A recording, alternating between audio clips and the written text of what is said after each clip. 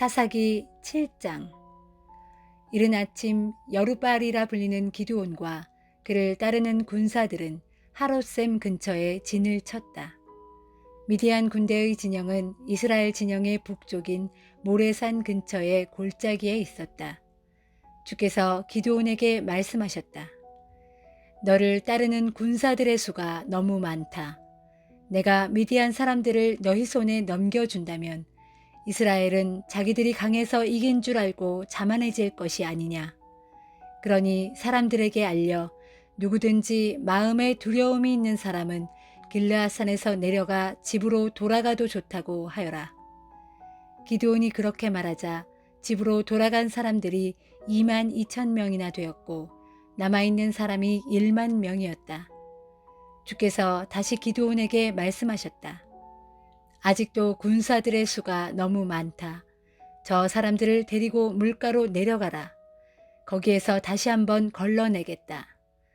누구든지 내가 이 사람은 너를 따라가 싸워도 좋다라고 말하면 따라가게 하고 이 사람은 너를 따라가서 싸울 수가 없다라고 일러주면 그 사람은 집으로 돌려보내도록 하여라. 기드온은 군사들을 이끌고 물가로 내려갔다. 주께서 기드온에게 말씀하셨다. 모두 물을 마시게 하라. 그런 후 손으로 물을 떠서 개처럼 물을 혀로 핥아먹는 사람과 무릎을 꿇고 먹는 사람을 구분하여 세워두어라. 손으로 물을 떠서 핥아먹은 사람은 300명이었고 그 밖의 사람들은 모두 무릎을 꿇고 먹었다. 주께서 기드온에게 말씀하셨다. 물을 손으로 움켜쥐고 핥아먹은 300명의 손에 내가 미디안 사람들을 넘겨줄 것이다. 내가 그들을 통해 이스라엘을 구하리라. 남은 사람들은 모두 집으로 돌려보내라. 기드온은 나머지 사람들을 모두 돌려보내고 오직 300명만 남게 했다. 이들은 집으로 돌아가는 사람들에게서 식량과 나팔을 넘겨받았다. 미디안 사람들은 아래쪽 골짜기에 진을 치고 있었다. 그날 밤 주께서 기드온에게 말씀하셨다. 어서 미디안의 진영으로 내려가라. 내가 이미 그들을 네 손에 넘겨주었다. 그들을 공격하는 것이 그래도 겁이 난다면 내 부하인 부라를 데리고 미디안 진영으로 내려가 보아라. 그리고 미디안 사람들이 뭐라고 말하는지 잘 들어보아라. 그러고 나면 미디안을 칠 용기가 생겨날 것이다. 기드온은 부라를 데리고 미디안 군대가 진치고 있는 외곽으로 내려갔다. 미디안 사람들과 아말렉 사람들 및 동쪽의 사막 지역에서 올라온 사람들이 마치 메뚜기 떼처럼 온 평원을 새까맣게 뒤덮고 있었다. 그들의 낙타가 얼마나 많은지 바닷가의 모래알처럼 그 수요를 헤아릴 수 없을 정도였다. 기드온이 미디안 진영으로 다가갔을 때 마침 한 병사가 동료에게 자신이 꾼 꿈 이야기를 하고 있었다. 이보게, 내가 꿈을 꾸었는데 말일세. 보리빵 한 덩어리가 산에서 우리 미디안 진영으로 굴러들어왔어. 그렇게 장막 가까이로 굴러들어오더니만 그 보리빵 덩어리가 장막을 치니 장막이 와르르 하고 무너지는 게 아닌가? 그 말을 듣고 있던 동료 병사가 말했다. 그 꿈은 다른 꿈이 아닐세. 그것은 이스라엘 사람 요아스의 아들 기드온이란 자의 칼을 나타내는 꿈이야. 하나님이 미디안 사람들과 우리 진영을 그 자의 손에 넘기신 거야.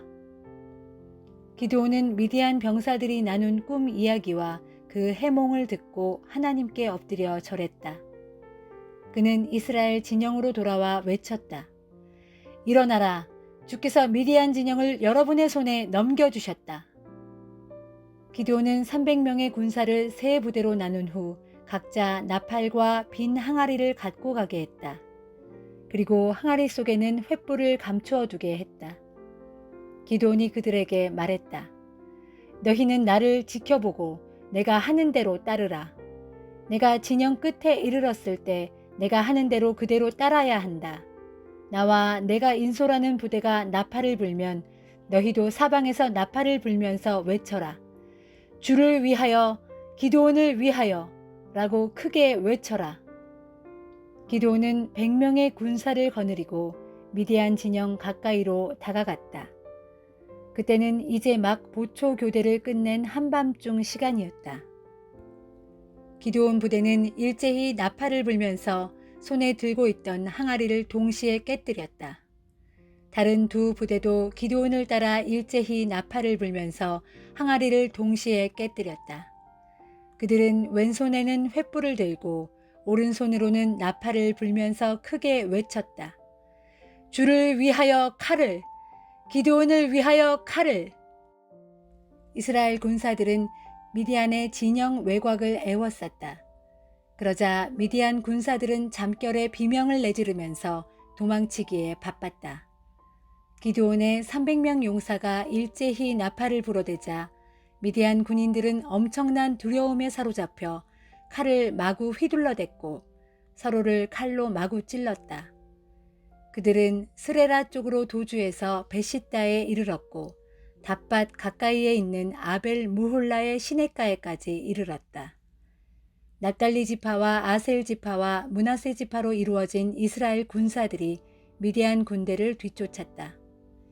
기드온이 에브라임 산악 지역으로 사람들을 보내어 소식을 전했다. 어서 내려와서 도망치는 미디안 군대를 앞질러 그들의 길을 막으시오. 벳바라에 이르기까지 요단강의 나루터를 모두 막으시오. 에브라임 지파 사람들은 모두 나와서 벳바라에 이르기까지 요단강 나루터를 지켰다.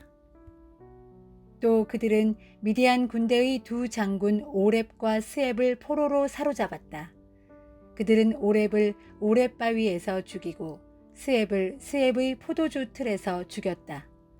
그리고 에브라임 사람들은 미디안 군대를 계속해서 추격했다. 그들은 오렙과 스앱의 머리를 요단강 건너편에 있는 기드온에게로 가지고 왔다. 사도행전 11장. 유대에 있는 사도들과 신자들은 이방인들도 하나님의 말씀을 받았다는 소식을 들었다.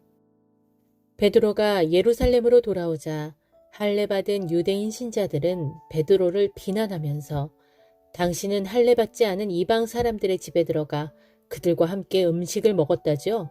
하고 따졌다. 그래서 베드로는 그동안에 있었던 일들을 그들에게 낱낱이 설명해 주었다. 욥바에서 기도를 드리던 중 나는 황홀경 상태에서 환상을 보았는데 그 환상은 이러했습니다. 뇌의 귀퉁이를 끈으로 맨 큰 보자기 하나가 하늘에서 내려왔습니다. 내가 그 보자기 안을 들여다보니 거기에는 온갖 종류의 짐승들, 곧 들짐승과 길짐승과 날짐승들이 들어있었습니다. 그때 베드로야 일어나서 그것들을 잡아먹어라 하는 음성이 하늘에서 들렸습니다. 그래서 저는 대답했습니다. 주님, 절대 그렇게 할 수 없습니다. 저는 지금까지 한 번도 불결하거나 더러운 음식을 먹어본 적이 없습니다. 그러자 하늘에서 음성이 또다시 들려왔습니다. 어느 것이든 더럽다고 하지 말아라. 모두가 다 하나님께서 깨끗하게 만드신 것이다. 이런 일이 3번이나 되풀이 된 후 그 보자기는 하늘로 들려 올라갔습니다. 바로 그때 가이사랴에서 온 3사람이 제가 묵고 있던 집으로 찾아와 자신들과 함께 가자고 청했습니다. 그리고 그 순간에 성령께서는 망설이지 말고 그들과 같이 가라고 제게 일러주셨습니다. 그래서 저는 여기 계시는 6 형제들과 함께 그 사람들을 보낸 백부장의 집으로 갔습니다. 그 백부장은 제게 이런 말을 했습니다. 즉 자기에게 천사가 나타나서 욥바로 사람을 보내어 베드로라고 하는 시몬을 모셔오라고 지시했다는 것과 그러면 그가 와서 너와 내 온 집안이 구원받을 수 있도록 하나님의 말씀을 전하여 줄 것이라고 말했다고 했습니다. 그리하여 저는 그 집에 들어가 복음을 전했습니다. 그런데 복음을 전하기 시작하자마자 성령이 처음에 우리에게 내리셨던 것과 마찬가지로 그들에게도 내리셨습니다. 바로 그때 저에게는 세례 요한은 물로 너희에게 세례를 주었지만 너희는 장차 성령으로 세례를 받을 것이다 라고 하셨던 예수님의 말씀이 생각났습니다. 이와 같이 주 예수 그리스도를 믿는 우리에게 하나님께서 주셨던 것과 똑같은 선물을 그들 이방 사람에게도 주셨으니 내가 누구이기에 감히 하나님의 일을 막을 수 있겠습니까?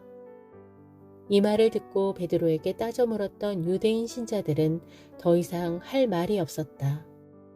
그들은 하나님을 찬양하면서 하나님께서는 이방 사람들에게도 생명에 이르는 회개의 기회를 허락해 주셨구나 하고 말하였다.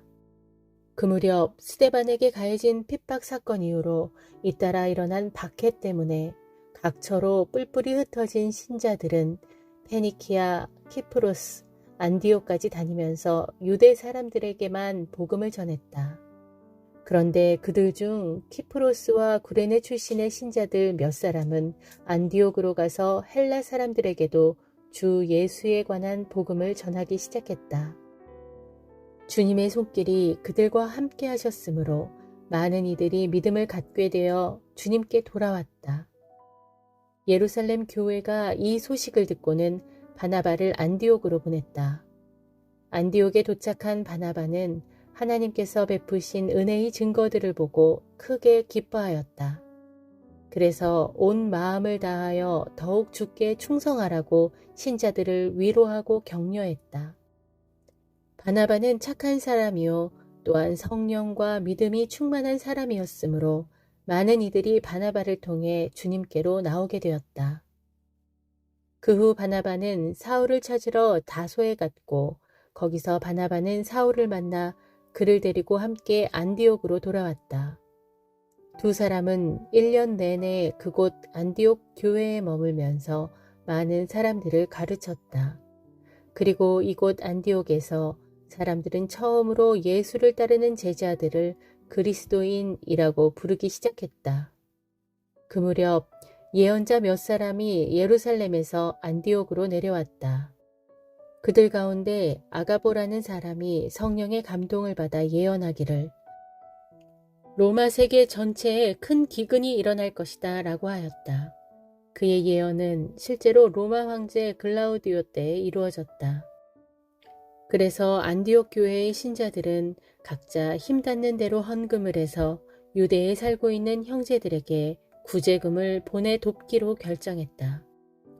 그리고 그들은 헌금을 모아 자기들이 거둔 구제금을 바나바와 사울 편으로 예루살렘 교회의 장로들에게 보냈다.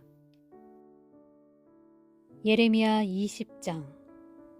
당시 주의 집 예루살렘 성전의 책임자는 임멜의 아들인 제사장 바수훌이었다.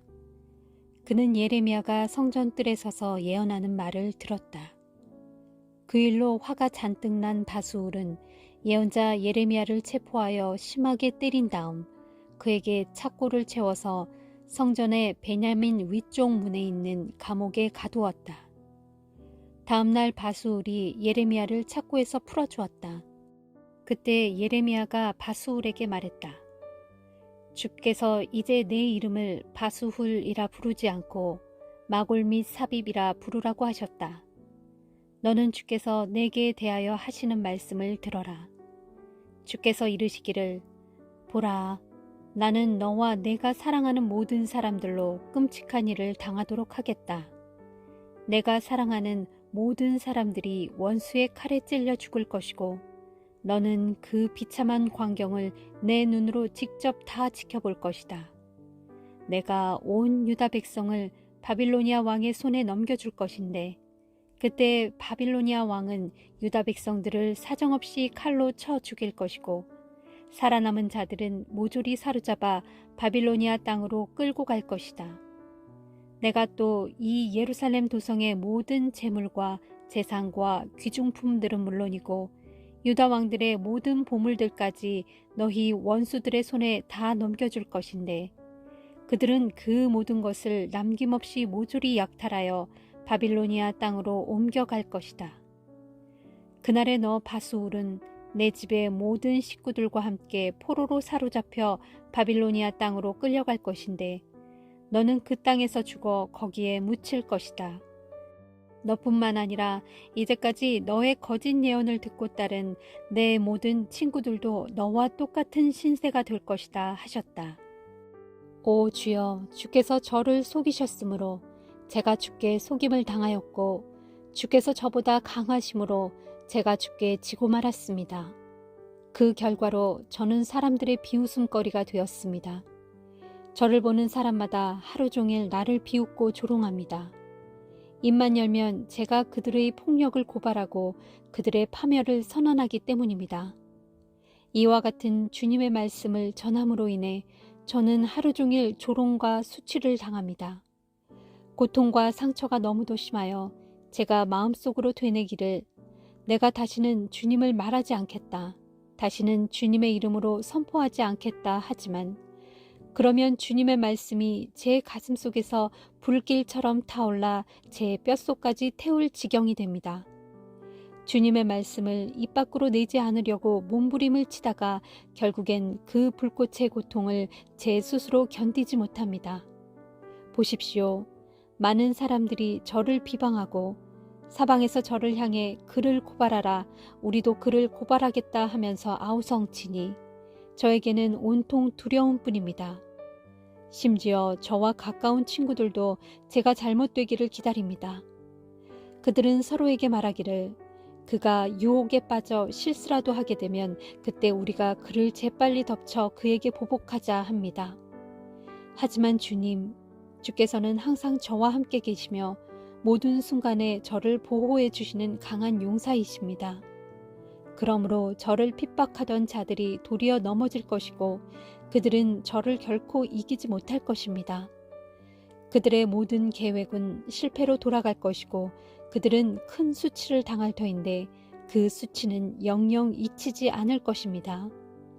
전능하신 만군의 주여, 주께서는 의로운 자를 시험하시어 그 마음과 생각을 감찰하시는 분이십니다. 이제 제가 저의 모든 사정을 주님께 다 아뢰었으니 주께서 저의 대적들에게 복수해 주소서. 그리하여 저로 그들이 벌받는 것을 보게 하소서. 주님께 노래하라. 너희는 주님을 찬양하라. 주께서는 힘없고 가난한 자들의 목숨을 악인들의 소나기에서 건져주신다. 아, 내가 태어났던 그날이 저주를 받았더라면, 나의 어머니가 나를 낳았던 그날이 복되지 않았더라면, 나의 아버지에게 이르기를 사내 아이야 자네에게 아들이 생겼어 라고 나의 출생 소식을 전하여 나의 아버지를 기쁘게 했던 그 사람이 저주를 받았더라면, 그 사람은 주께서 가차없이 허물어뜨리신 후 조금도 후회하지 아니하시는 멸망당한 성읍 같아야 하는 건데, 그 사람이 아침에는 울부짖는 소리를 듣고 정오에는 전쟁의 왁자지껄한 소리를 들었어야 하는 건데, 아, 어찌하여 주께서는 나를 어머니 뱃속에서 죽이지 아니하셨고 어찌하여 나로 내 어머니의 뱃속을 내 무덤으로 삼지 못하게 하셨으며 어찌하여 내가 어머니 뱃속에서 영원히 나오지 않도록 내 어머니의 배를 항상 부른 채로 놔두지 아니하셨단 말인가. 아, 어찌하여 내가 어머니 뱃속에서 나와서 온갖 고생과 슬픔을 다 겪고 나의 나날들을 수치와 모욕 가운데서 보내고 있단 말인가. 마가복음 6장. 예수께서 거기를 떠나 제자들과 함께 고향 나사렛으로 가셨다. 안식일이 되어 예수께서 그곳 회당에서 가르치기 시작하셨다. 많은 사람들이 예수의 가르침을 듣고는 크게 놀라워했다. 이 사람이 어디에서 이런 것들을 배웠을까? 도대체 저런 지혜를 어떻게 얻었기에 놀라운 기적까지도 일으키는가? 저 사람은 한낱 목수가 아니던가? 또한 마리아의 아들이고 야고보와 요셉과 유다와 시몬의 형이 아닌가? 그의 누이들도 여기서 우리와 같이 살고 있지 않은가? 그러면서 고향 사람들은 예수를 꺼려하고 좀처럼 믿으려 하지 않았다. 그래서 예수께서 그들에게 말씀하셨다. 어디서나 존경받는 예언자도 자기 고향과 친척과 자기 집에서는 배척당하는 법입니다. 고향 사람들이 배척하고 믿지 않았기 때문에 예수께서는 몇몇 병자들만 손을 얹어 고쳐주셨을 뿐 다른 기적들을 행하실 수 없었다. 예수께서는 그들이 믿지 않는 것을 이상하게 여기셨다. 그 후 예수께서는 여러 마을을 두루 돌아다니시면서 하나님 나라의 복음을 가르치셨다. 예수께서 12 제자를 불러 둘씩 짝지어 보내시면서 그들에게 악한 귀신을 쫓아내는 능력을 주셨다. 그리고 제자들에게 당부하셨다.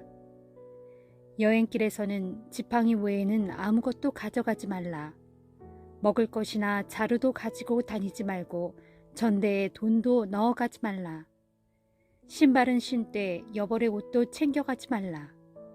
어느 마을에 들어가든지 그 마을을 떠날 때까지 한 집에서 계속 머물러 있어라. 어느 곳이든지 너희를 영접하지 않거나 너희 말을 듣지 않거든 그들에 대한 경고의 표시로 신발의 먼지를 탈탈 털고 그곳을 떠나라. 이에 제자들은 곳곳으로 나가서 만나는 사람들에게 회개하라고 전도했다.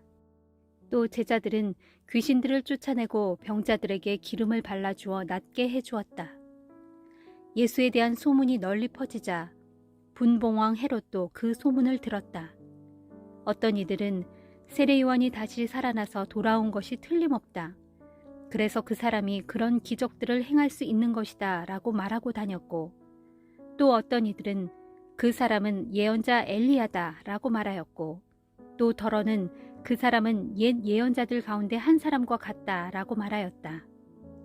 이 같은 소문을 들은 헤롯은 그 사람은 내가 목을 벤 그 세례 요한이 다시 살아난 것임에 틀림없다 라고 말하였다. 일전에 헤롯은 세례 요한을 붙잡아 오게 한 뒤 감옥에 가둔 일이 있었다. 그것은 헤롯이 자기 동생인 빌립의 아내 헤로디아를 자기 아내로 삼자 세례 요한이 헤롯에게 그 일은 잘못된 일이요 하면서 이빠른 말을 해왔기 때문이었다. 그래서 헤로디아는 세례 요한에게 앙심을 품고 그를 죽이려고 했지만 뜻을 이루지 못하고 있었다. 그것은 헤롯이 세례 요한을 의롭고 거룩한 사람으로 알아 그를 두려워하여 은근히 보호해주고 있었기 때문이었다. 헤롯은 자기에 대한 세례 요한의 비난이 몹시 괴로웠지만 마음 깊은 곳에서는 그의 충고를 달게 받아들이고 있었던 것이다. 그러던 중 헤로디아에게 좋은 기회가 찾아왔다. 헤롯이 자기 생일을 맞아 고관들과 천부장들과 갈릴리 지역의 유지들을 모두 초청하여 큰 잔치를 베풀었다. 그 자리에 헤로디아의 딸이 나와서 춤을 추어 헤롯과 손님들을 기쁘게 해주었다. 그러자 헤롯이 그 소녀에게 말하기를 내 소원이 무엇이냐 무엇이든 말해보아라. 나라의 절반이라도 원한다면 내가 떼어주겠다라고 공개적으로 약속했다. 그 소녀는 바깥으로 나가서 자기 어머니 헤로디아에게 무엇을 달라고 하면 좋겠느냐고 물었다. 그러자 헤로디아는 세례 요한의 머리를 달라고 하라고 시켰다. 소녀는 급히 왕에게로 돌아와 어머니가 시킨 대로 요청하였다. 지금 즉시 세례 요한의 머리를 쟁반에 담아서 제게 주세요. 그 말을 듣고 왕은 마음이 심히 괴로웠다. 하지만 많은 손님들 앞에서 공개적으로 행한 약속인지라 소녀의 요청을 안 들어줄 수도 없었다. 결국 헤롯은 세례 요한의 목을 베어오라고 명령했다. 그러자 경비병이 감옥에 가서 세례 요한을 죽인 후 그의 목을 쟁반에 담아서 소녀에게 주자 소녀는 그것을 자기 어머니에게 갖다 주었다. 세례 요한의 제자들이 이 소식을 듣고 달려와서 스승의 시체를 거두어다 장례를 치렀다. 사도들이 전도 여행에서 돌아와 자기들이 행한 일과 가르친 것들을 낱낱이 예수께 말씀드렸다. 그때 예수께서 사도들에게 말씀하셨다. 여기를 떠나 잠시 한적한 곳에 가서 쉬도록 하자. 그것은 찾아오는 사람들이 너무도 많아서 예수와 제자들이 식사조차 제대로 할 겨를이 없었기 때문이었다. 예수와 제자들은 배를 타고 한적한 곳을 향해 떠났다. 그러나 예수 일행이 떠나는 것을 본 많은 사람들이 그것을 알고는 온 마을에서 달려나와 육로를 이용하여 그들보다도 먼저 그곳에 도착해 있었다. 배에서 내린 예수께서는 많은 군중에 모여 있는 것을 보시고 그들을 목자 없는 양처럼 불쌍히 여기셔서 여러 가지로 많은 가르침을 베풀기 시작하셨다. 날이 저물어 가자 제자들이 예수께 와서 말하였다. 선생님, 이곳은 외딴 곳이고 또 시간도 너무 늦었습니다. 그러니 사람들을 근처 마을이나 농가로 보내 저마다 음식을 사 먹도록 하는 것이 좋겠습니다. 그러나 예수께서 제자들에게 말씀하셨다. 아니다. 너희가 그들에게 먹을 것을 주어라. 그러자 제자들이 당황하며 대답했다. 무엇을 가지고 그들을 먹인단 말입니까? 이 많은 사람들이 먹을 만큼 사오려면 좋기 200데나리온은 있어야 합니다.